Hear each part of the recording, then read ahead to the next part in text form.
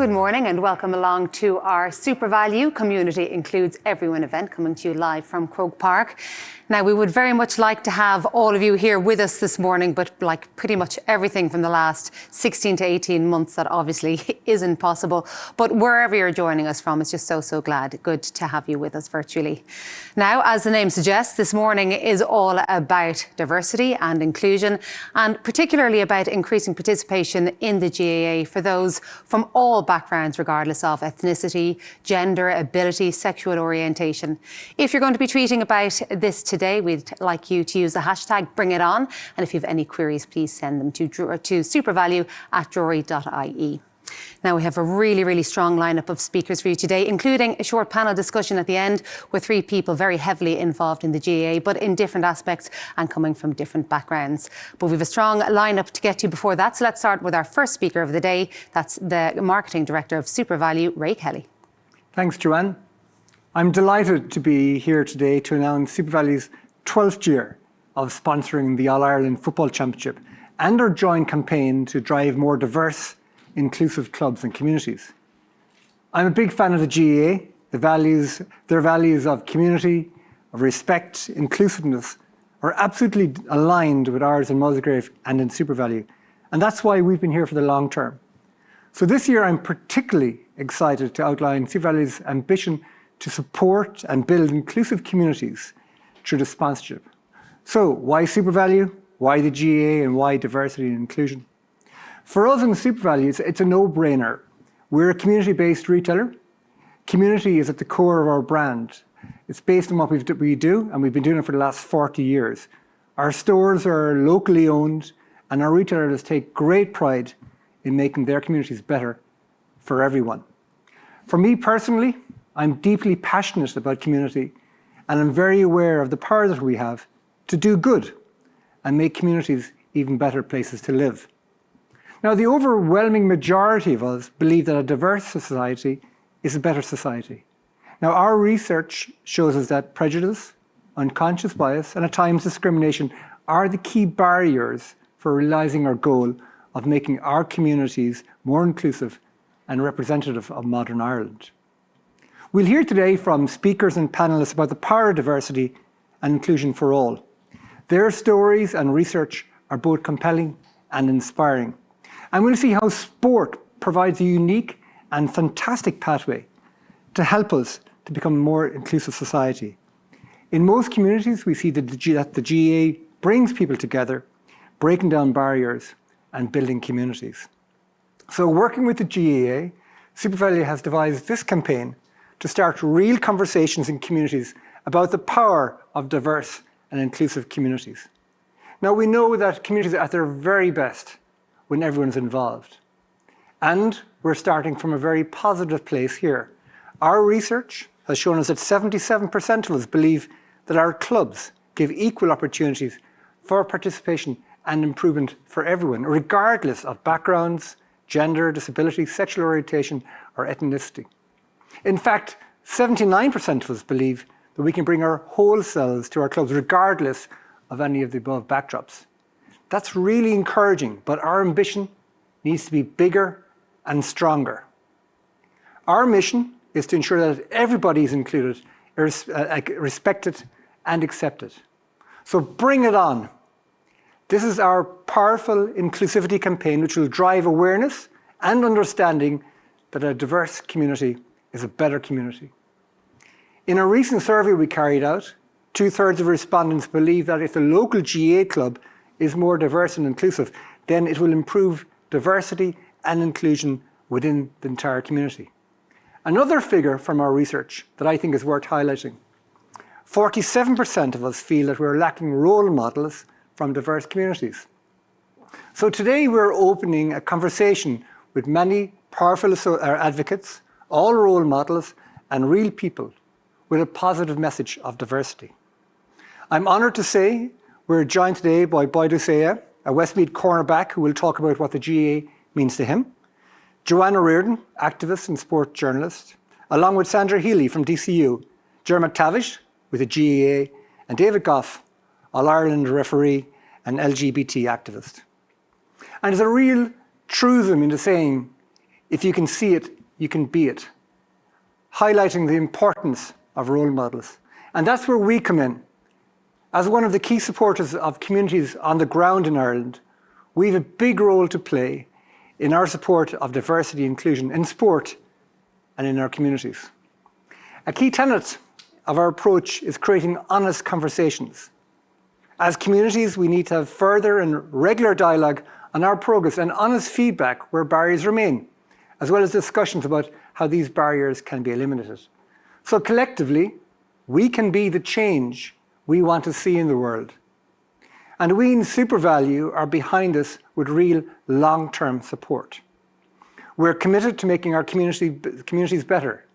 12 years in partnership with the GAA, 30 years working with and sponsoring Tidy Towns, and the past 4 years we've partnered with As I Am to build more inclusive communities. And we're going to hear from Adam Harris shortly, and we're immensely proud to work alongside them, and they've taught us an awful lot. We've learned that we need to move beyond awareness to understanding, and that understanding is actually the key to making change. And that is what this campaign is about, to drive conversations, awareness, and understanding. So today, SuperValu, together with the GAA, announced their commitment to increase participation amongst people from diverse backgrounds in GAA clubs by 30% by 2025. We'll raise awareness and understanding of the power of diversity. We'll highlight the role models and encourage participation and membership of diverse groups to the GAA through our communication platforms, our work with the GAA, As I Am, and many others. So let's bring it on. Thank you.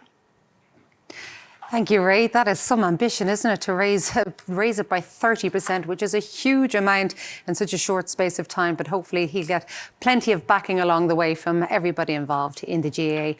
And now we move on to somebody who works in the area of diversity and inclusion on a daily basis. She is the CEO of Inclusio, and she is also a founding member of the Centre of Excellence for Diversity and Inclusion in Dublin City University. And she is Sandra Healy. Thank you, Joanne. And firstly, I'd just like to say I'm absolutely delighted to be here this morning supporting this campaign by the GAA and SuperValu. And I'd like to start by just taking a few moments to talk about why inclusion is the responsibility of everyone in our society and not something that relates to other people. We are all already diverse. And I'm often asked, what is my definition of diversity and inclusion? And for me, diversity is the recognition that each one of us is individually different. And inclusion is when we are accepted and included regardless of our difference. But doesn't that sound simple? And I think if it was easy to do, we probably wouldn't be here today. The reality is our brains are pattern matching machines. You know, I often describe that as people like themselves. And often we hear the saying, birds of a feather flock together. So we like to be around people who are like us. We like to hang out with people who are like us. We like to play sports with people who are like us. But what happens when a human who appears different turns up? They might have a different skin colour. They might have a different ability. They might sound different, speak a different language, believe in different things, come from a different place. They might live in different kinds of homes. They might come from different backgrounds, like different things, or have a different sexuality. They might even look different, or even be of a different gender. The reality is we are all already diverse. But we're conditioned to make what is often split-second decisions about what we think is right or wrong, good or bad, desirable, undesirable, acceptable or unacceptable. And as a result, we can intentionally or unintentionally exclude. And this is often driven by the fear of being excluded ourselves. Now let's take a moment just to look at the context of Ireland. So based on the latest stats, we have the youngest population in the EU, with 1 in 3 people now under the age of 25 in Ireland. And we're not a country preparing for diversity, we are already diverse. Over the past 2 decades, we have become one of the most diverse countries in Europe, with over 17% of our resident population born in another country. And 1 in 8 people in Ireland today is from a migrant background, and they originate from over 200 different nations across the globe. Ireland is diverse, and if we're not being proactive, recognising and celebrating this diversity, there's a danger we'll walk into segregation and tension, which we've seen happen in many other countries across the globe. We know from research that positive social contact with people from different cultures, backgrounds, ethnicities, people who are different from us, is associated with more positive attitudes and leads to greater acceptance. We're a young, multicultural society, and we have a great opportunity to get it right, but it's going to take every single one of us. So ask yourself, how can I create opportunities for this to happen? On the 22nd of May in 2015, we voted, and it was described as a social revolution that was welcomed around the world. We became the first country to legalise same-sex marriage, allowing our LGBT+ citizens the right to marry the person they choose to. But the global divide on homosexuality still persists, and despite major changes in laws and norms, the rights of LGBT people around the world, there's still some challenges.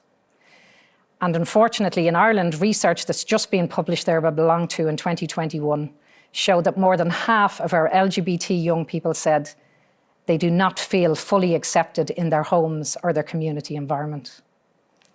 This rejection, feeling unaccepted, and a denial of identity can result in loneliness, stress, anxiety, and more complex mental health challenges. And as a result, their research found that 63% of LGBT young people in Ireland today are struggling with suicide ideation. 1 in 2 are struggling with self-harm, and more than 1 in 2 describe their mental health as bad or very bad. We cannot just accept this as this is okay in 2021. Everywhere you go, there are people who are afraid to get on a bus, walk down the street, or express themselves, said a young man from Drogheda as he spoke to the Taoiseach recently. He was sharing his experiences of everyday homophobia as he went about his life.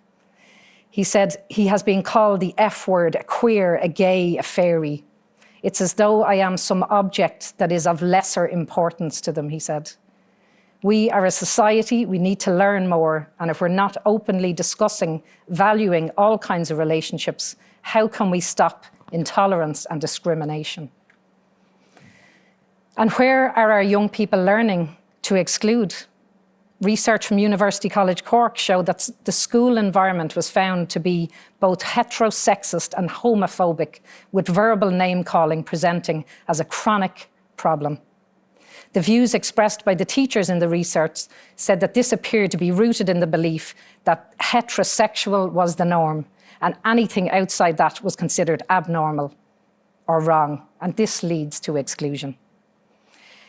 Exclusion is absolutely devastating for us as humans. We're social animals, we need social acceptance, and the feelings of love and belonging are so important to us.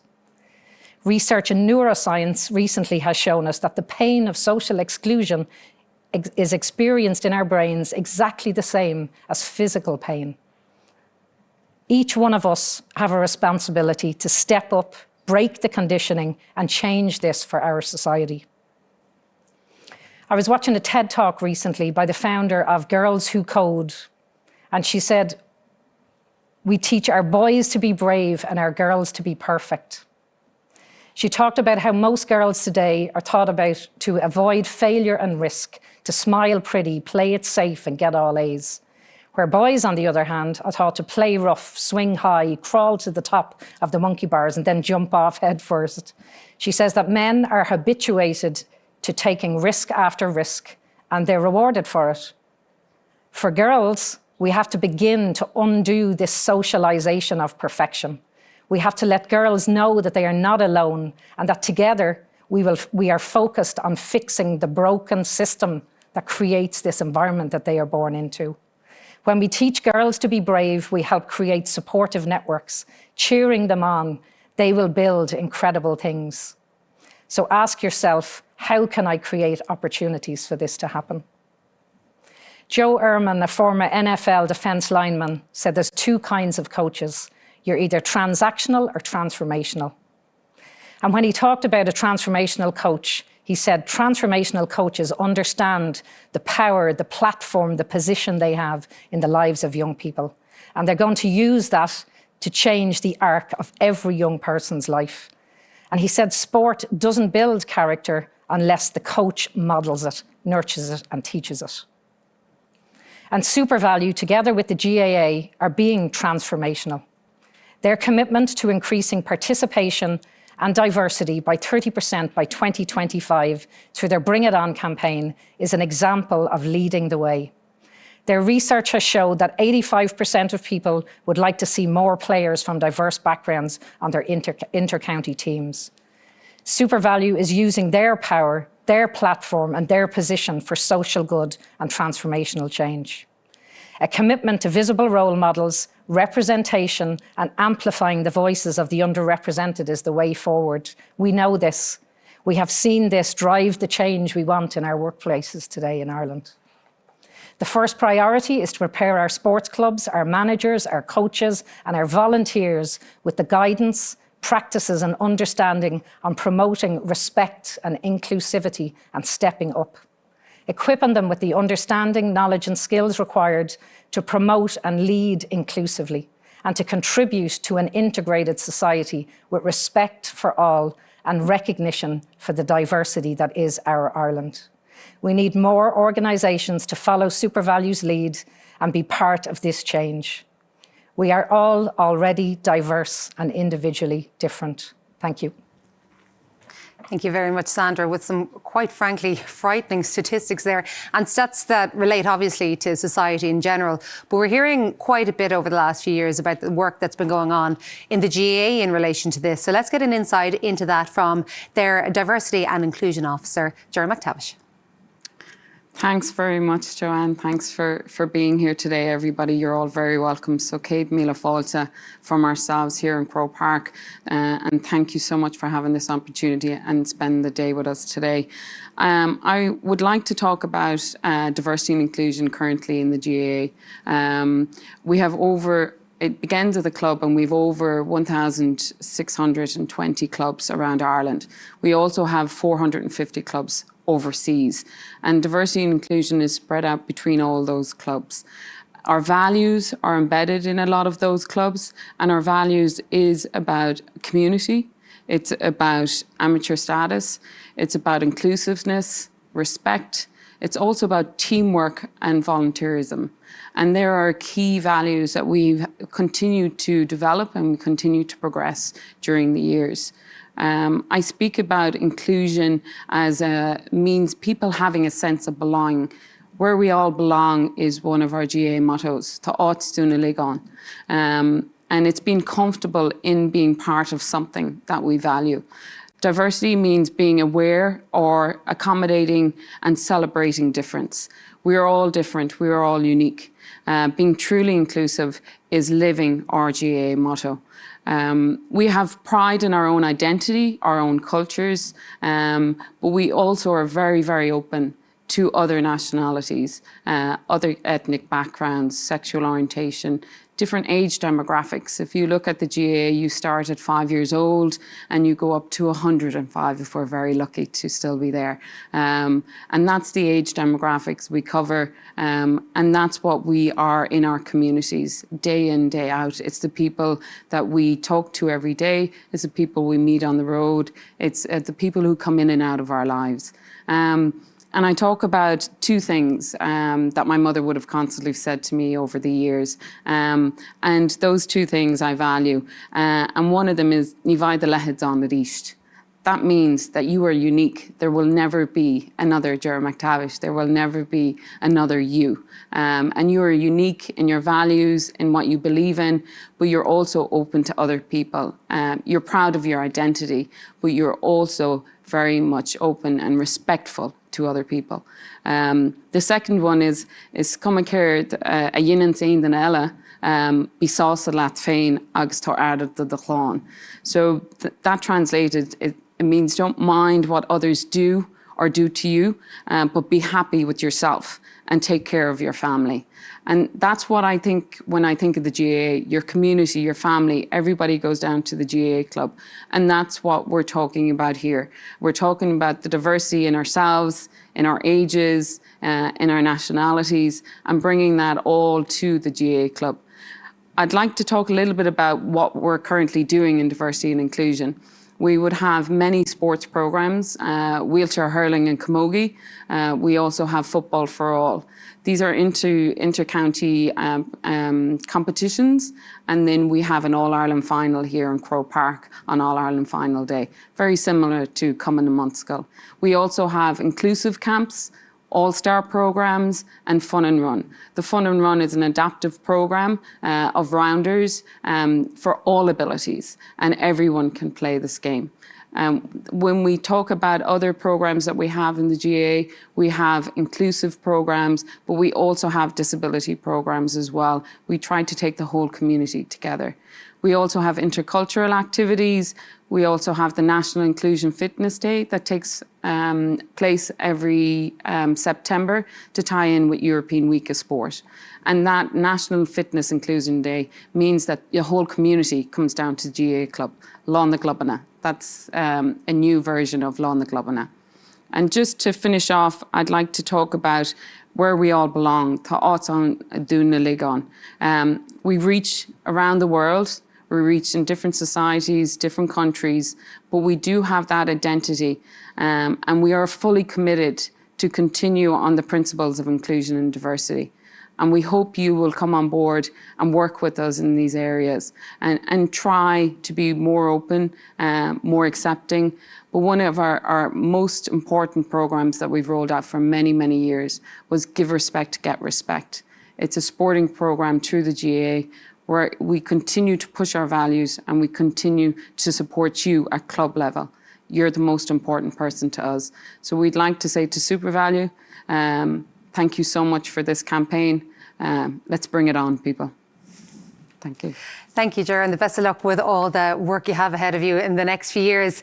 Now, as Ray mentioned a little bit earlier, SuperValu have over 100 autism-friendly stores throughout the country, and about 4 years ago they linked up with the autism charity As I Am. So to give us a little look at the various barriers that still exist for those within the autism community in terms of inclusion is the CEO of As I Am, Adam Harris. Good morning. I want to begin by thanking SuperValu and the GAA for inviting me here today and for taking the next step on the journey towards true inclusion. To be honest, I don't know am I more excited this morning to see the launch of this incredible initiative or to be in a real-life venue with actual people. I'm the founder and CEO of As I Am, Ireland's national autism charity. I set up this charity 7 years ago when I finished school because I wanted to educate the community about the barriers that existed for autistic people in Ireland. Barriers which I had experienced firsthand as somebody who grew up as an autistic person in Ireland. Today we're a team of nearly 20, half of whom are autistic, providing both support to autistic people and their families and education and training to wider society. Our vision is a society in which everyone is accepted as they are and has the opportunity to fully participate in every aspect of the community. For over 4 years now, our organisation has been proud to partner with SuperValu to work to create inclusive communities in store and across Irish life. This partnership has acted as a jet fuel for our organisation, creating an opportunity for us to start a dialogue with the wider community, a space for us to demonstrate inclusion in practice and resources to practically support the autism community, particularly during this pandemic, which has created unprecedented challenges for our community who often rely on structure and routine. Today's event is incredibly exciting as it builds on this work. Whilst the campaign being launched this morning touches on a wide range of diversity issues, I think all of us who work in this space will acknowledge that so many of the barriers are shared. A lack of accessibility, stigma, not feeling understood or welcome, not knowing where to start to get involved. Too often, those of us working to change these realities can be in echo chambers, talking to ourselves. We need to actively find channels and platforms to talk to those who have never had to think about difference in the same way or to the same extent. SuperValu has enabled As I Am to do this, and I cannot think of a more central or vital national institution to help open up that conversation further than the GAA. There's a well-known quote in D&I circles: diversity is being invited to the party, whilst inclusion is being asked to dance. Put simply, we too often mix up inclusion with simply not excluding. If that's the barometer of success, we've already on paper made great progress. To just look at my community, in a short 20 years, we've gone from autism being seen as something rare, from being seen as people who ought to be segregated in society, to a point where now 86% of children on the autism spectrum attend mainstream school. However, this is really only a start. Bullying, unemployment, loneliness remain daily barriers for many autistic people. If we're serious about inclusion, we must work together to remove the barriers so everyone is truly included on an equitable basis. To borrow a line from our recent Autism Awareness Month campaign, which was sponsored by SuperValu, we need to move beyond awareness towards true acceptance and affirmation of all forms of diversity. Change can be scary, but in the words of RFK, the journey of 1,000 miles starts with a single step. Very often, small changes in communities can be the difference between someone left behind and struggling or included and thriving. Changes like showing a person an image of what to expect when they go to their club for the first time, like having somewhere quiet to go if a person feels stressed or overwhelmed, like not staring when we see someone who's acting a little bit differently to us. These changes might sound simple, but they go a long way. Their absence is often the main reason why an autistic person may not go to their local club on match day. What is most amazing is that they also cost next to nothing and can't but be good for everybody. Who wouldn't want to know what to expect, to be in a calm environment, to feel respected? By making changes for the few, we truly benefit the many. Our partnership with SuperValu has enabled us to bring this conversation to main streets across Ireland. Our partnership with SuperValu has enabled us to bring this conversation to main streets across Ireland. This partnership can bring acceptance and respect to the heart of communities. If people are accepted in their GAA club, they will be accepted in their school or workplace. They won't need to be isolated or alone, and can bring our own unique strengths and perspectives on the world to the benefit of the whole club community. There are already wonderful examples of such practice across the country. I'm thinking of Clonakilty GAA Club, which is part of the As I Am SuperValu Autism Friendly Towns initiative. I'm thinking of the Cara Centre for Inclusive Sport in I3 Tralee, which is part funded by this association and has developed a specific training course to support coaches in better understanding and meeting the needs of autistic people. I'm also thinking of the incredible Kevin Hanley, featured in this powerful campaign, whose story demonstrates firsthand that you don't need to play to be part of your club, and the inclusion of committed, loyal, autistic people can only be a benefit to the work of local clubs and indeed team morale. I'm excited to see how these wonderful examples of inclusion will become universal realities through the fruits of this exciting new departure. Let's bring it on. Thank you. Thank you, Adam. Really, really well said. I particularly love that line about inclusion not being the same as non-exclusion. Today, SuperValu are launching their Community Includes Everyone campaign, and that includes a new ad campaign that's going on. So Ray is back to tell us a little bit about that. Thanks, Joanne, and again, thanks to Sandra, Ger and Adam. It's powerful stuff when you hear it all together. As I said, our role in SuperValu is to start conversation and to drive that awareness and understanding of the power of inclusivity and diversity. Our role is also to shine a spotlight on powerful role models for diversity and inclusion in our communities. To achieve this, we'll spend over €1 million on our Bring It On campaign across billboards, bus shelters, social and digital channels, as well as TV. To give you a flavour of this, I'm going to share our new TV advert that's positive, challenging, and with a clear message that we believe that community includes everyone. Featured in the advert are Boyd Say from Westmeath, Shirose Akram from Mayo, referee David Goff, Martina O'Brien, captain of the Cork Senior Ladies football team, and Conor Duffy, who despite losing a leg in an accident, still plays with his local club, Moat GAA. And finally, Kevin Hanley, autism advocate and Tipperary FM contributor on all things GAA. So let's bring it on. We're going to play this ad twice.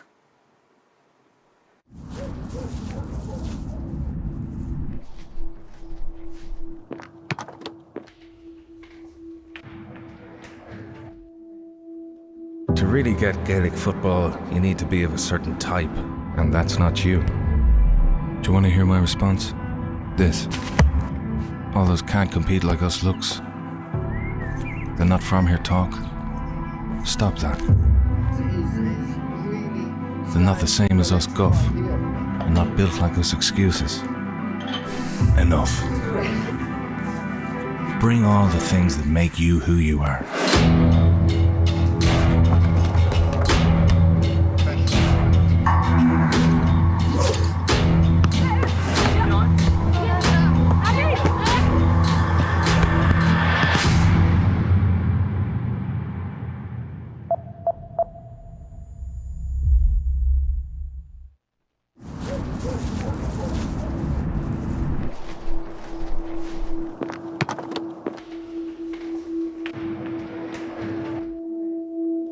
To really get Gaelic football, you need to be of a certain type, and that's not you. Do you want to hear my response?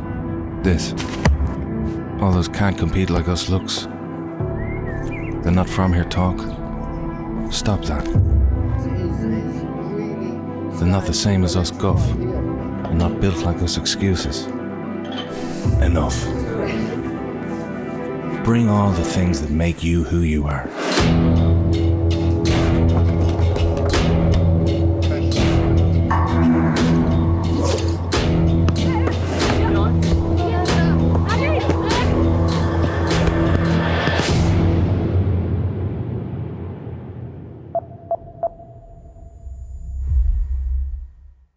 Yeah, pretty powerful stuff there. We have a couple of the stars of that ad campaign with us now, and three people from different backgrounds who are very much so involved in the GAA. We have the sports journalist Joanne O'Riordan with us. We have Westmeath footballer Boydu Saya, and we also have All-Ireland referee David Goff with us. First of all, Boydu, you were involved in that, and I know you've told your story quite a bit now at this stage, but for any of the few people who haven't managed to hear it, maybe just tell us a little bit about your background again. So I came to Ireland on my 8th birthday, arrived in 2004. I'm originally from Liberia, Monrovia, and at the time when I came over to Ireland, Liberia was probably the poorest country in the world. And so moving to Ireland was, a huge change and huge difference for me. So, I was brought here to kind of live a different life, and I suppose the GAA kind of clung on to me, and I clung on to it as well. So, that's about it. And it was an immediate thing, wasn't it? Like you were immediately part of the whole community. Yeah. I was automatically. I was brought into Rosemount National School, and from there, it's a little small area. So the GAA means everything to everyone there. So I obviously love soccer as well, but because of the area I was from, I started playing GAA, and it became a huge part of me, and huge part of what I like to do, I suppose. Do you know what's really funny is that despite the fact that you have told your story a bit down through the years, when we had you on the Sunday Game last summer, couldn't get over the reaction that it generated. Did you find that as well, that people were talking to you a lot more about? Yeah, I feel like a lot of people kind of relate to, me, because, there's kids who have the same story as me that came over when they were young as well. And, like a lot of kids, obviously, the GAA is a big part of their life too, but they just haven't, gone on to play inter-county football. So, it's great to see kids kind of looking up to me as well and wanting to, be just like me. And I didn't have that when I was growing up. I didn't have, that figure that looked like me and, talk like me, and I didn't have that. So, it's great to see little kids, happy, even adults happy to see that as well. It is, because it struck a chord with you, David, didn't it? It did. I remember watching the interview that Sunday night, and I remember sending you a message afterwards about how well you handled the interview and allowing the boys to speak so well and to tell their stories, and it was absolutely fantastic. And it's lovely to see diversity and inclusion being celebrated within the GAA rather than something that there's a stigma attached to.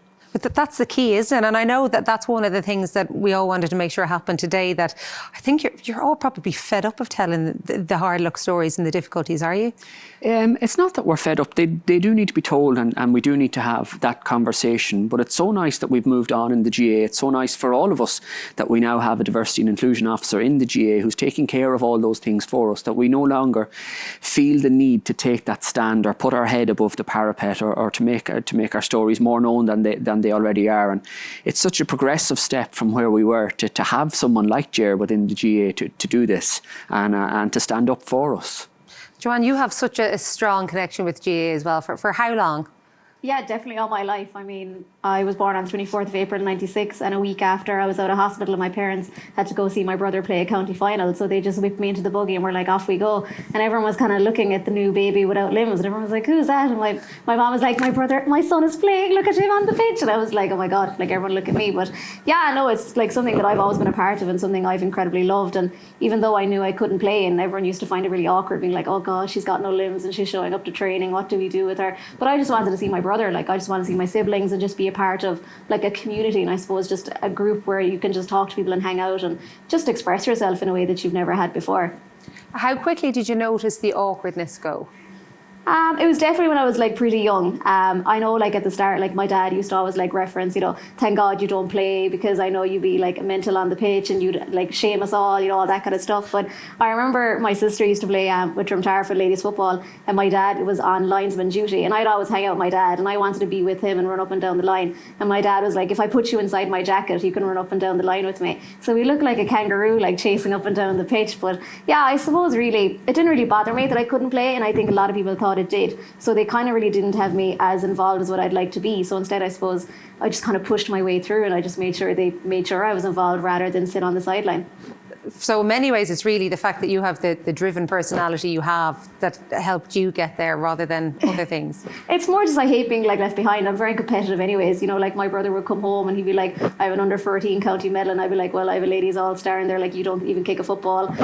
You know, we have like constant like competitive arguments about that. But I think it was just, I just wanted to be with them, and I think they would always invite me and have me around the place, that it was just second nature to me to just ask to be like, oh, can I do this? I remember like they had me as water girl, and I made the referee like stop the game until I delivered the water. I think he was sick of me at that stage. But it sounds, just listening to you, like for you it was community, just you became part of the community and a part of the whole thing. Yeah, like, and I suppose because my siblings were always there, you know, they were always involved. It was kind of like no one really kind of noticed in a way, you know what I mean? I think they were a little bit awkward when they'd see me watching like my sister Gillian play, because obviously she's, you know, a girl and she was what I could have been, you know, that kind of thing. But in the end, I suppose they kind of noticed I was kind of hanging out with like the PRO and like trying to take notes on the game. And I remember I was watching a rugby game, my dad was like, you're annoying me, go write a match report. And I suppose that's when I found like my love of writing. And I suppose that's when I realised, hey, I can actually be involved in sport, and, you know, I can be, you know, bring the sport to so many people who don't have it. And I think it's just incredible, you know, that you can be a part of something and not have to kick the winning, you know, ball in a county final. As great and all as that is, but, you know, it's as nice to be on the sideline as well. I don't know about you, Boydoo, but when I'm listening to Joanne, I do draw comparisons with you about your personality allowed you kind of get involved, but at the same time, the way the community as a whole took you in. Yeah, the community is probably the biggest thing for me, you know. Like imagine being like the only black kid coming into a little small area where they've never seen black people before, you know, and like they really took me on, they really made me their own. And, you know, I was fortunate enough to get into the GAA because of my cousins and my grandfather, and everyone loved the GAA so much, so it made it a lot easier for me. And, you know, the whole community as well kind of just took me on as their own, you know. The fact you weren't bad probably helped as well. Yeah, it helped. I wasn't always that good, you know. I was like, it took a while to get good at it, but it took a long time to get good at it. Actually, I was the one stuck in goals that couldn't kick the ball. So I thought it was all about kickouts. I know. I had to work hard at, you know, the craft and try to get as best I can. You know, as you said, I'm competitive as hell as well. So I didn't want anyone to be better than me. So it made it a lot easier. I didn't know you were in goal initially. I was in goals at like under 12s and 13 when I was younger. And you were dying to get out. I was dying to get out. Like, who wants to be in goals? I don't know. Stephen Cluxton revolution hadn't hit yet. I suppose. Like, he didn't. He was coming up then. So everyone wanted to be outfield at that stage. So I didn't want to be in goals. Where did you play actually, David, when you were I playing? played cornerback, a bit like himself, yeah. I was probably a little bit cleaner than he was. Oh, the digs are in. He's got your cards marked already. But yeah, I played cornerback with the club, and it was probably just my brother played as well. We're Irish twins. There's only 11 months between us, so we always played on the same team growing up together, and loved playing Gaelic football. It was a sad day when I had to walk away from it to take up the whistle. Who was better? Oh, me, definitely, yeah. No, Where definitely. does he- No, my brother played county, so that I never made that. Sean Boylan told me I was too small, so... Jeez. If Sean Boylan I says know, that, yeah. that would break your heart, wouldn't it? It did. When I was looking at the timeline involving you, I can't believe how short it actually was. When you look at from 2015, when you're essentially locked outside the gates because you want to have your rainbow ribbons around your wrist, to then 2019, you and Valerie are there, and I think Donal Logue as well, as representing the GAA in Pride. That's a very short space of time for that sort of change. It happened very, very quickly. And I know you're saying from 2015 to 2019, there was probably 3 barren years in there as well, where I was afraid to say anything, having received such a slap on the wrist after 2015. And it just took a chance meeting with Valerie Mulcahy at a radio studio in Dublin City, where we kind of just said, we need to go back to the GAA and move this on. It has, grown so much. The country has changed since 2015. And I suppose the GAA is representative of Irish society. It kind of permeates every level of Irish society. And, we felt that the GAA membership had changed. We just needed to bring the association at the highest level with us. And when we met John Horn, and he was the biggest catalyst for this change because he was a secondary school principal. I suppose he knew about LGBT issues within his own school. He saw the importance of diversity and inclusion. And making that presidential decision, and that was key. It was never backed by anybody inside the stadium. He stood on his own 2 feet and granted us permission to walk in the Pride Parade, which was a magnificent occasion for us in June 2019. It was so emotional. I remember meeting Valerie on the morning, and the two of us just getting overly emotional because of what we were about to do, and it was a fantastic day. And when you say he didn't have any backing from the GAA, by that you more mean that he just stood on his own? He didn't go looking for backing? No, he never went to any management committees or Ard Corlia or anything inside the association. It was one of the few, if only, presidential decisions that have ever been made in the GAA, and he didn't take anyone else's backing. He just went with it himself. And was it all positive reaction? Not initially. There was difficult conversations. There were people who chose not to speak to us on the morning of Pride, who would have walked past us here in the stadium, who found just the rainbow flags and the jerseys a little bit too much to take. But thankfully that's changed, and we brought those people. They blanked you? Yeah, that would have happened. But thankfully it's changed since now, and they're much more inclusive and diverse than they were.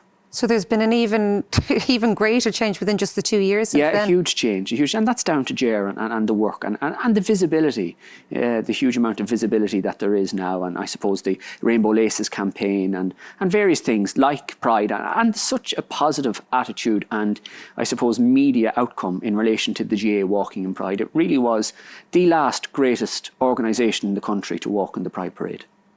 Wow. Is it strange for you listening to this? Because I know you wrote this gorgeous piece about your brother and the struggles that because David was so upfront when he went on the Late Late and he spoke about his difficulties when he was coming out, not just to his family, but to his teammates.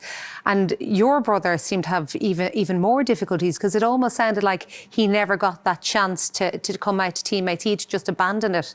Yeah, I suppose he just kind of felt really awkward about the whole thing. I suppose he knew he was different. He'd kind of joke himself that, when all the lads would be out at Cullen Disco, as our local disco, he'd have to, get with a girl and, he'd be kind of seen as lads. And I suppose he kind of knew he didn't really want that. And he just kind of walked away off his own back because he kind of realised that if he did more drama and stuff, he'd have stood out. And I suppose, the GAA wasn't at that time. This was the 80s and 90s. So this wasn't a time where I don't even think homosexuality was actually legal at that time, actually, to be honest. And he just felt he just had to walk away. And, even though it's something he regrets, I think he's happy to still be involved in some shape or form, following it through me or, coming to games and different things like that. And as he would say, it's just so great to see that visibility and to have role models for young people, growing up like David, just to be if David can reach, the high point of his career, then I can do that too. And I think that's what everyone kind of wants. I know Boydie touched on as well. You just want someone who looks like you or someone who's had the same story as you, so you can point and be like, yeah, actually, even though they hopped all the hurdles, I can hop them too and I can follow their paths. Yeah. He was a good footballer though, wasn't he? He'd like to think he was. Okay, that's fair, yeah. Very different thing. The other brother he's actually the only one with an underage medal, and it kills the other brothers like more than anything on the planet. Boydu, for you again, family plays a big key, but going forward, like, is it a surprise that there aren't more visibly noticeable number of people from different ethnic backgrounds playing high-level Gaelic games at this stage? You see, the thing is, I think you notice it a lot more underage. You notice it a lot more coming from under 21s and even minor and younger. It's when it's my age that it's not noticeable. You know, like when I came on, I was the only one. You know, the only black person playing on the team. Actually, there was 3 of us with Westmeath, which is rare. And then the rest of the country, there was no one else. But, you know, it's moving on. It's moving on a lot now. You know, you can really see the changes, and it's great to see as well. And, you know, like, it's something that I'm like delighted to see, you know. And it wasn't always like all good stuff. Like, you know, me growing up as well, I got a lot of negative comments, and I got a lot of like abuse, like, and I don't like to put it that way, but it was abuse. Well, it is abuse, yeah. Yeah, you know, so, you know, I kind of, you know, it's stuff you get that really wants you not to continue. And I know lads that are in the same boat as me that, you know, quit playing it because they got so much of it. And, you know, it's, you know, like, it's great to see like kids now not getting it as much as when I was growing up getting it. And I know for a fact that, you know, people didn't continue the sports because they got so much of it. And when you say so much of it, are you talking about teammates? You're talking about opponents? You're talking about people watching in the stands? Everything? Yeah, it's everything. You know, like you wouldn't get it as much from teammates. You get it from other players. You get it from them, and you get it from the crowd. A lot from the crowd. But you know, I've noticed over the years that that's changing so much, and people are really respecting, you know, different cultures playing the sport and really opening up to that as well. You know, which is great. It's lovely to hear you say actually that there are loads of different backgrounds coming through, and that you can see it at underage. And are there things being put in place? We hear about what the work is Ger's doing to make sure that they continue with it and that they don't drop out for all these awful reasons. Yeah, it's great. You know, like there is stuff being put in place. There is Cool Camp's been around for a long time, but they're trying to bring it out there more and going over to these communities and getting them involved more, and, you know, setting times for them to come out. You know, like I was talking to one of the guys downstairs, and they're saying, like, you know, like different cultures have different like religious beliefs, and some people can't come out on a Saturday or a Sunday. And it's great to see like the GAA kind of stepping forward and making stuff on different days for them to suit other people as well, which is great. And that's all inclusion as well. Get them out. It doesn't have to be a Sunday; it can be whatever day they want. You know. Yeah, no, that is brilliant. It brings me to you actually, David, because I wanted to ask you the exact same question. Why do we see so few men who are openly gay within sport? Never mind within the GAA, within sport. It's a frightening thought to think that, you know, most people would struggle at the moment to name on 5 fingers 5 out male gay elite sports people, not only in Ireland but in the world. I mean, most people might know Nigel Owens and Gareth Thomas. They might talk about Tom Daly, and they're going to struggle after that, and they really are going to struggle. And remember, Gareth Thomas only did it once he'd retired. Only when he retired, yeah. And look at the media fallout there has been for him since. And it is because of personalities, first of all. So not everyone wants the intense media scrutiny or has the ability to put up with that. Certainly I've been very fortunate with the Irish media, but I would say that the English media wouldn't be as kind as the Irish media and media around the world. But we're moving in the right direction. But still, we don't have, well, certainly not in the GAA, we're not professional. But if you were to think of a professional footballer in the Premiership, that's his profession, that's his livelihood, that's where he makes his money. Is he going to be a desirable candidate for a manager if he's been sold on? Is his value going to drop because he's gay, because the manager perceives that the dressing room culture is going to have to change as a result of him?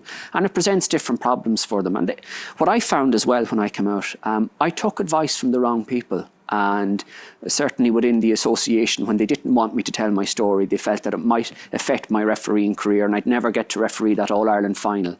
And maybe the agents and managers who are from the heterosexual community give the wrong advice to the person who should be getting advice from someone in the homosexual community. Do you think they were doing that from a good place in that they were fearful of the light that was going to be shone upon you, or do you think there was something else behind it? No, I'd say they were more worried for me. They could see my potential as a referee, and the conversation was around, how this is going to affect your performances. There's going to be a lot of media attention now put on you. Is it going to change who you are as a referee? Is it going to affect your performances going forward? And is that going to ultimately prevent you from getting to where you want to be to referee the All-Ireland final? Fortunately enough, I knew the kind of character I was and the strength I had, and the friends and family who were there to back me up the whole way through this process.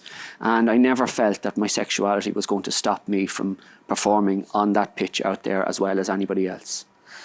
It must have been so hard to know when you're receiving the bad advice from a place where it should be the right advice, if you know what I mean. Yeah, it was difficult because you're reaching out hoping for a little bit of support, and I suppose a huge amount of self-confidence comes from self-acceptance. And at the time, I would have had to speak to my school as well, because I was working illegally then as a teacher. I was contravening the Catholic ethos of the school. So this was all going on in the background, and it was a lot to take on. And when you reached out for that support and were hoping to get the positive support back, it just wasn't there at the time. But it was coming from a good place. Did you ever have anything like that?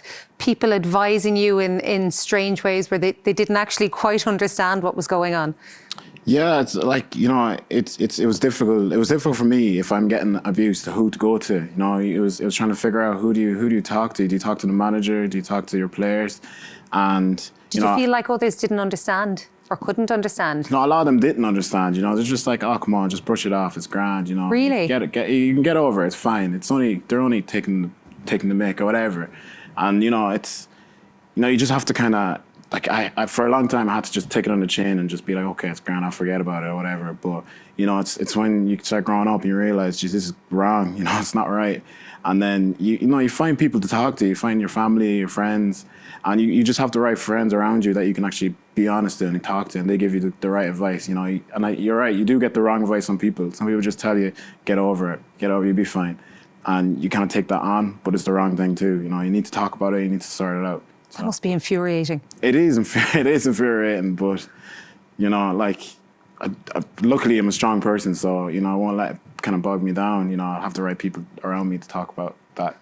I know it's difficult kind of talking when you're talking about yourselves with this, but in many ways you're up there as being the first. So you are going to be the ones who are going to have to be giving the advice. How difficult is that, and how easy is it to go the wrong way in so many ways? Yeah, it's very tricky. Especially, the community as vast as, people with disabilities. There's so many, just corners of that society, that you wouldn't necessarily even know about. I remember going over to Manchester City and they were setting up an autism unit, and I was like, this is great. And I remember some autism charity was like, no, it's not that great, they haven't done a great job. And I was like, oh right, who am I to come in on behalf of all people with disabilities, 250,000, a quarter of the global population, and raise my little hand and be like, well, it works for me, so it must be fine for everyone else. And I think that's a category a lot of people would fall into as well, with people with disabilities, I'm sure with other minorities as well. But yeah, I would just say, I suppose, for a lot of people, my only advice is, it's nice if people clap me for jumping a hurdle, but I'd like those people who are clapping me to also help me remove the hurdle along the way, just because it's inspiring to see someone in Croke Park without limbs, reporting on a game. Yeah, but make sure that another person with no limbs or with another disability can come along the line and follow the same career as I have as well. And can you see the stepping stones, or at least the early stepping stones in place for that to be the case? Yeah, definitely. A lot of people are just in a situation where they're who am I to tell you, what you need? Joanne will tell us what we need. And I obviously have grown up with a family of 5, so I know how to tell people what I need, and I'm very vocal about it. But, it is great to see the foundations are being laid, and I think we have acknowledged, all these minorities exist. I suppose it's how we can put the mix together and actually make them work will actually define what we're like in the future, I think. And for each of you, do you think SuperValu targeting 30% increase by 2025. Like, that is very, very ambitious. How close do you think they can get to that? Yeah, like, it's ambitious, but you know, there's no shame in trying to be ambitious. You know, it is something that we should definitely try to target, and it's something, you know, as I always say, even from a business point of view, are you going to turn down money? Are you going to turn down 30% wallets? You know, that doesn't make sense from a business point of view. And I think it's ambitious, but they should be applauded, and I think they should be encouraged and helped along the way in order to do. And it's great to have events like today, to have us, you know, coming on to represent these different groups, but to also ask these questions, raise awareness, and to get people thinking. From what you say, Boydoo, it sounds like it's already, from an ethnic background point of view, that we're already heading towards that. Yeah, exactly. Yeah, as you said, it's, you know, it's great. It's great to see like SuperValu getting involved and everyone getting involved as well. And it is helping. It is working. Hopefully, you know, in the long term we don't have to come back and talk about this again. It can just be, you know, just be done. Do you know what I mean? And you won't be on your own as well, yeah. David, I would imagine, would be a hope. Hopefully not. And Joanne talks about removing hurdles. It's events like this and campaigns like this that SuperValu are running that remove those hurdles for us, so that we're not going to have to jump over them in the future. And I'm hopeful that in the next couple of years that we will move on. And with the help of SuperValu, it is an ambitious target, there's no doubt about it, but it will be great if they hit it. And if not, they will do so much good along the way in trying to reach that target. Can we put you on the spot and ask you about, we know that Westmeath didn't have on paper the greatest of league campaigns, but anybody who's spoken about your performances have suggested there's been plenty of promise there. No, yeah, I think we're kind of hard done by this year, but all our games we lost by like a point or 2 points, and even against Mayo we lost by 3 points. It was close games, but I know we're getting relegated, but I think we just have to leave the league behind. Focus a lot more on the championship now. I know we have the dubs to worry about in Leinster, but yeah, we're going to have to leave that league behind and try to come back up next year. Everybody has the dub story about that. That's just the way it is. Thank you all so much for being part of this today. Thank you to David, to Boydoo, to Joanne as well. And thank you to all of you, wherever you are, being part of it as well. SuperValu community includes everyone. Don't forget to keep on tweeting using the hashtag #BringItOn. And if you do have any of those queries, it is to supervalu@drury.ie. Enjoy the summer and have a great rest of the day. Bye-bye.